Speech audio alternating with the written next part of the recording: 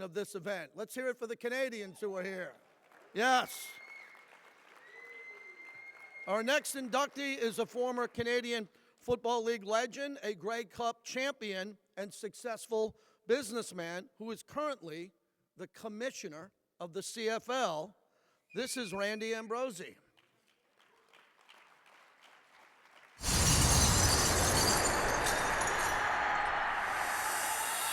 Randy Ambrosie was born March 16, 1963 in Winnipeg, Manitoba. Randy learned the importance of hard work early while helping with the family business, Ambrosie Electric and Lighting Services. He initially started playing football to stay in shape for hockey and began with the East Side Eagles before suiting up with the Fort Garry Lions and then the St. Vital Mustangs. After attending Kildonan East Collegiate, he went on to play college football for the Manitoba Bears as an offensive lineman. He was named a Canada West All-Star in both 1983 and 1984. In 1984, he was named an All-Canadian. A February 1985 article in the Globe and Mail listed Ambrosie as one of the top players available for the 1985 CFL Draft. Ambrosie graduated from the University of Manitoba with a degree in commerce. In 1985, Ambrosie was selected in the first round of the CFL Draft by the Calgary Stampeders with the second overall pick. The Stampeders used Ambrosie in their lineup immediately and was named the Stampeders nominee for Rookie of the Year. In 1987, Ambrosie was traded to the Toronto Argonauts, where he quickly earned a place on the Argonauts roster. The Argonauts eventually promoted Ambrosie to start as a right guard, and the team went on to play in the 75th Grey Cup. The Toronto Star credited the Argonauts' offensive line as one of the best running teams in the Canadian Football League. In 1989, Ambrosie was traded to the Edmonton Eskimos, where he set a new CFL record as the player with the most wins in 2 consecutive seasons. In 1993, despite battling knee injuries, Ambrosie helped the Eskimos win the 81st Grey Cup over the Winnipeg Blue Bombers to earn a coveted championship ring. Following his Grey Cup victory and multiple knee surgeries, Ambrosie retired from professional football, ending his 9-season career. After retiring from football, Ambrosie became the North American head of sales at HSBC Securities. In May 2004, Ambrosie joined AGF Management Limited as the head of sales and marketing. And in June 2006, Ambrosie was appointed president of AGF Funds Incorporated. Ambrosie served as CEO of Accretive 360 Incorporated from 2010 to 2012, before joining investment firm McDougall, McDougall & McTrier as president and CEO. In 2017, Ambrosie was named the 14th CFL Commissioner. As a top player who overcame setbacks and injuries to become a champion, and as a leading executive with success in the world of business and finance, Ambrosie was a top choice for the position. This role gave Ambrosie the ability to bring his passion for Canadian football and his passion for building businesses to life. Randy's vision and efforts are focused on the growth and long-term success of the CFL. In 2022, a new 7-year CBA cemented a positive partnership with the CFL Players Association, helping to deliver a stronger CFL for the players, teams, and fans. The chairman of the CFL's Board of Governors, Jim Lawson, said that Ambrosie has a deep love for the CFL.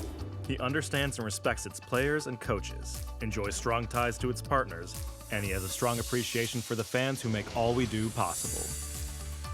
Attributes that all contribute to his successful 7-year tenure as commissioner. Randy met his wife Barb when they were both kids in Winnipeg. They both attended the University of Manitoba. They've been married for 31 years, live in Burlington, Ontario, and have 3 adult daughters, Alice, Samantha, and Emily. Randy and Barb support many great charities, and in his downtime, Randy can be found enjoying the peace and quiet at his family cottage.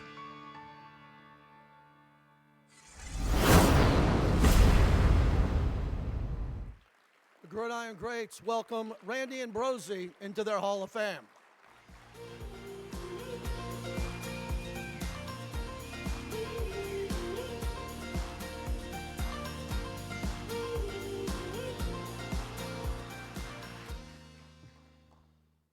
Well, thank you very much, and it's an honor and a privilege to be with all of you here tonight and to be now part of this fantastic organization. And I I thank you on behalf of all Canadians for including us in the Gridiron Greats program. It is truly an honor for all of us to be associated with all of you.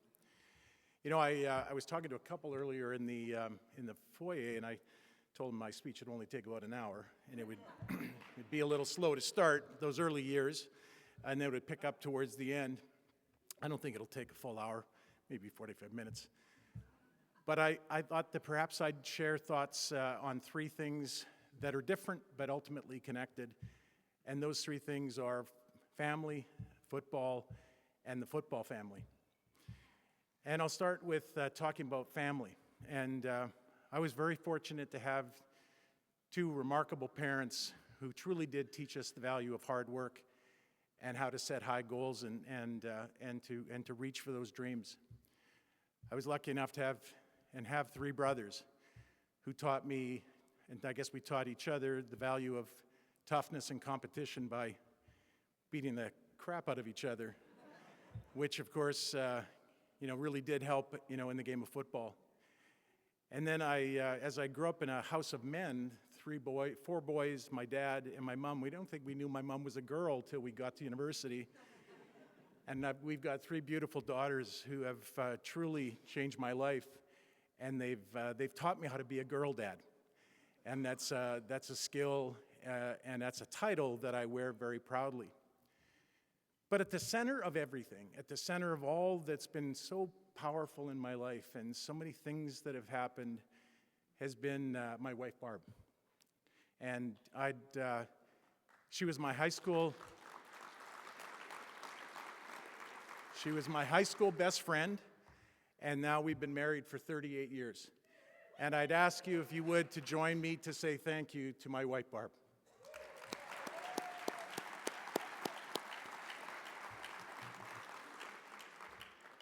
And then to football, I've often been asked, as I'm sure many of you do, why you love the game so much. And for me, the answer is very simple, because it changed my life. It truly did.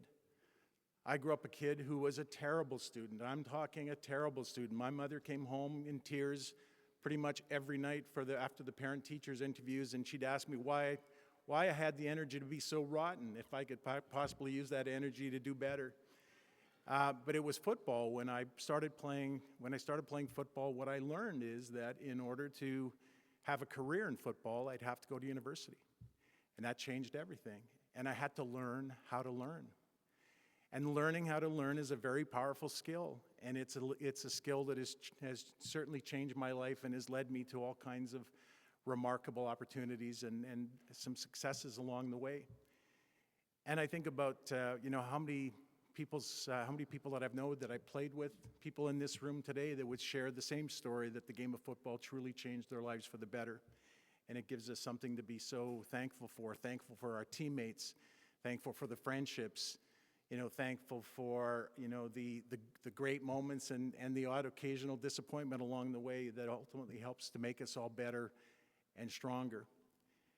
And then that takes me to the football family. So for me, I was a kid that started playing six-man football. And then from six-man football to high school, and high school to university, and from university on to playing pro football. And along the way, you make remarkable friends. You have these amazing teammates that change your life. You get to be an overgrown kid that extends your childhood.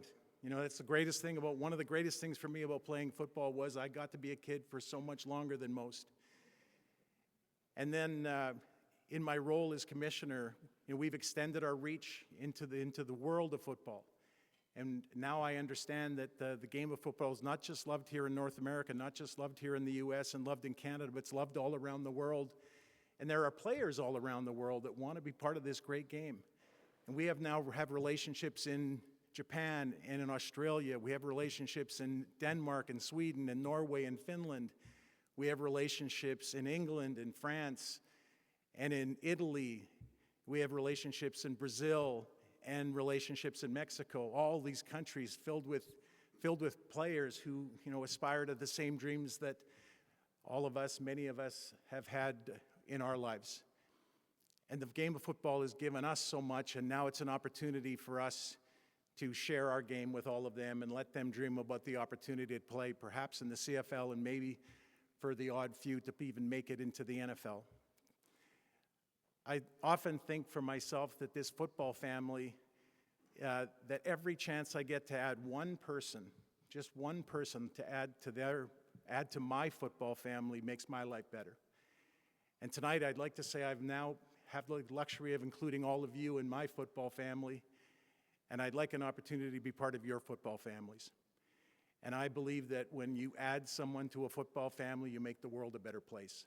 So ladies and gentlemen, thank you so very much for this honor. I want to thank my friend, Leo Ezrins. Leo is the Executive Director of the Canadian Football League Alumni Association and the remarkable work that they're doing in Canada in a similar way to the work you're doing here with the Gridiron Greats. Leo, thank you for all of your friendship and support. And again, to all of you,